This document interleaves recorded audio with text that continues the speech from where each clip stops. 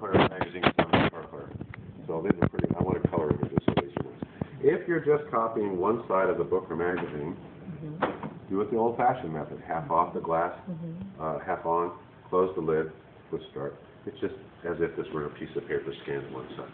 However, if we want to copy both sides at the same time, here's what we do.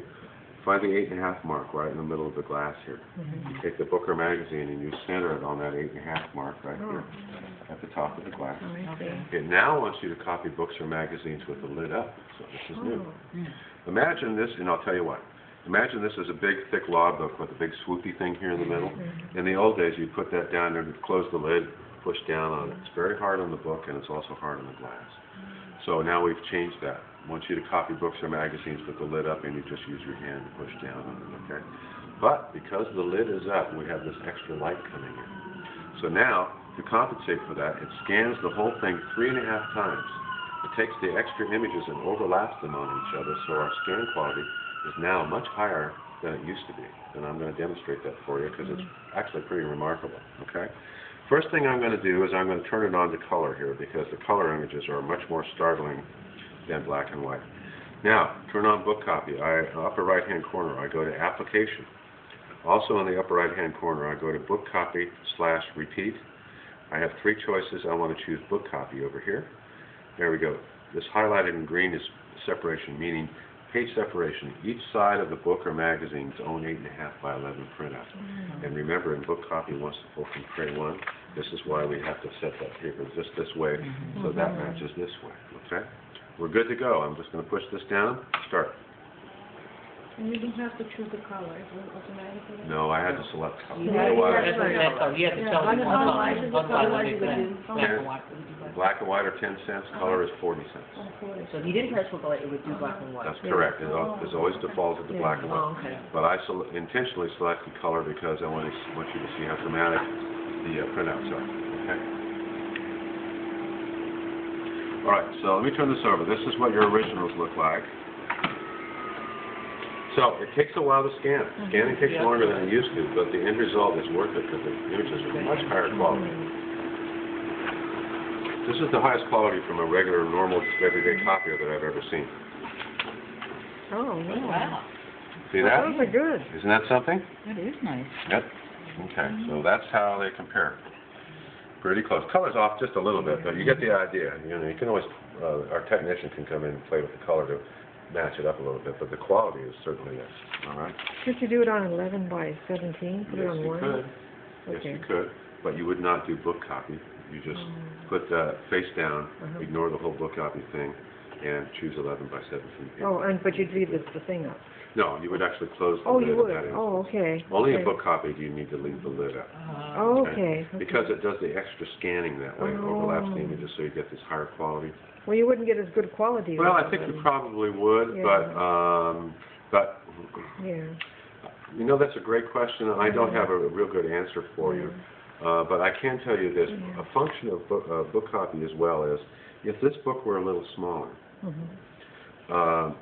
say this size, when you choose book copy in our new machines, it takes a smaller image, and instead of it being in the corner like it used to be, it moves it to the center of the page. And then instead of having these black lines here, it turns these white now. So the overall effect is a much higher, nicer to look at. Okay. So that's part of the function of book copy, and you won't get that if you're just choosing. You would get that little hump here, wouldn't you? Well, yeah, you get that anyway. But you know, there are times when you don't really need to use book copy. If you want both sides, and you do have 11 by 17, that's fine. I think probably the best way to describe this is if I want these pages individual, then you've got to go with book copy. You won't do it any other way. But if you wanted both images on one piece of paper, you could forego that and do the other way. Okay. Very good. Now, let's go close this. Let's go through some of the buttons here on the control panel. In the interest of time, there's a couple things I'm going to skip over because it's not really important. Okay. Power save. The machine is set from the factory to put itself into low power mode after 4 hours if nobody uses it. So not going to happen in the daytime because the machines are going to be busy. But after hours, you know, it'll shut itself down. However, if you're the last one out and you're locking up for the night, If you think about it, when you walk by, push power save, you can put it to sleep right away. Don't know if you could tell, but there's a couple motors and fans that just shut off. So this is what you're going to see when you come in the morning. To wake it up, you either push the power save button or the start button, and that'll wake it up. If it's been sitting overnight, take it about a minute and a half to warm up, and then you're going to be good to go. Okay? Mode memory. This is one of the things I'll describe, but I won't demonstrate. Let's say this is not for your patrons because it's too complicated. They won't get it, and they won't be able to remember which button it saves anything. But for you guys, mode memory. Let's say that there's a particular type of copy job that you do several times a week. Your settings are rather complicated. You're getting tired of pushing all these buttons. So what you can do, make your settings once and then go into mode memory and save those. So the next time you need it, you push this button, you push one more button, and your save settings come back up. Okay? That's what it's about. Utility counter. Nothing you got to worry about in there, but I do want to show you one thing. Utility counter, meter count. This tells us how many copies this machine has done since the day it was built. A whole 245 copies. And that breaks it down to how many black and white and how many color. Okay? This is like an odometer on a car. It just keeps adding to it and never resets back to zero. But if you're curious, that's where you find it. Utility counter, meter count, and you get an idea of what's going on. Reset button. You see me hit reset button or reset it all the time. The machine is set from the factory to reset itself after 1 minute. So you or your patron, you're making some settings that you're doing some research, you're looking, after 1 minute, it resets itself. So just be aware of that. Of course, you can reset at any time when you want to start over again. This feature, interrupt button, I will describe it, but your patrons won't be able to use it. And I'll tell you why in a minute. So let's say that you send a large print job from your computer over to this machine. You're going to type the machine for 10 or 12 minutes while it does your print job.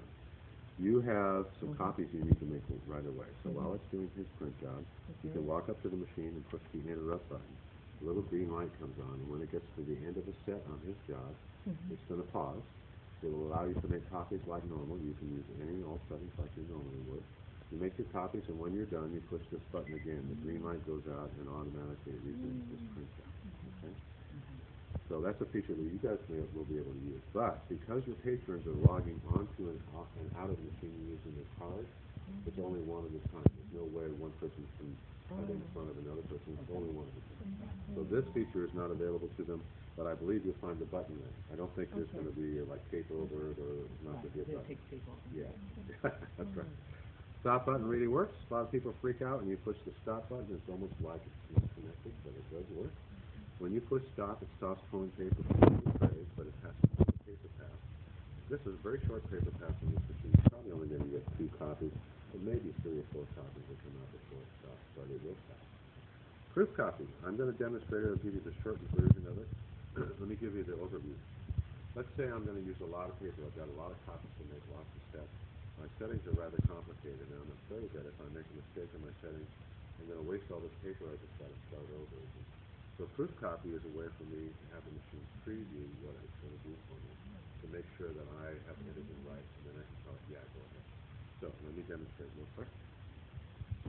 There's 2 ways to do this, preview on screen or have it actually print out the first of however many sets.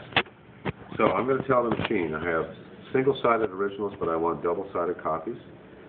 I'm going to do 25 sets, and let's just say auto color. I could do any, let's also pretend I went in here and told the machine, pull special yellow paper that I put in the bypass tray. And because it's a color machine, there's a way for me to go in and tell the machine, let's do a little extra red today, okay? The boss wants more red. So I'm going to go in there and turn the red up a little bit. So those are my settings. Instead of pushing start, I push proof copy. And I get a choice of either previewing on screen, that's why this is highlighted in green, or having to print out the first of the 25 sets. So let's start with preview on screen. Start. I'm going to scan these. I'm going to get little miniatures right here.